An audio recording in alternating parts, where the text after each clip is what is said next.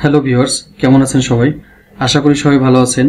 আমরা যখন কোনো ব্রাউজার দিয়ে কোনো কিছু ডাউনলোড করি, সেটি কম্পিউটারে যে ডাউনলোডার ফোল্ডারটি রয়েছে সেখানে জমা থাকে। হয়তো আপনারা চাচ্ছেন যে সেই ডাউনলোডার ফোল্ডারটিতে সেভ না হয়ে অন্য একটি পার্টিকুলার ফোল্ডারে সেভ করতে। তো সেটাই আজ আপনাদের সাথে শেয়ার করব গুগল ক্রোম ব্রাউজার ইউজ করে। তার আগে বলে নিচ্ছি, আপনি যদি আমার চ্যানেলে নতুন হয়ে থাকেন please touch the subscribe button, আর যদি অলরেডি সাবস্ক্রাইব করে থাকেন থ্যাংক ইউ সো মাচ।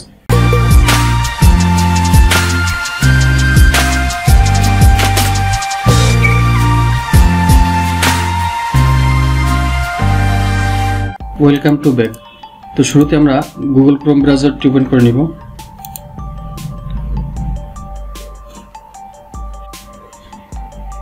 তো উপরে দেখতে পাচ্ছেন তিনটি ডট সিম্বল, এখানে সিলেক্ট করে নেবেন।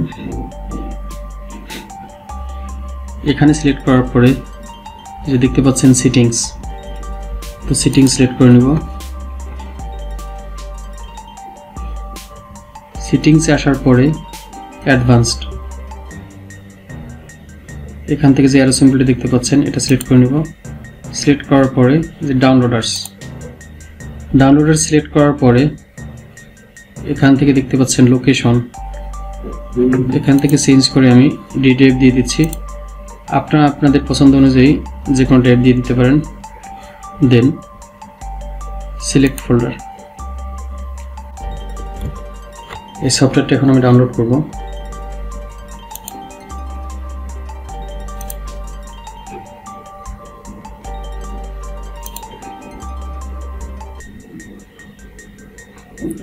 তো দেখতেই পাচ্ছেন ডাউনলোড হচ্ছে।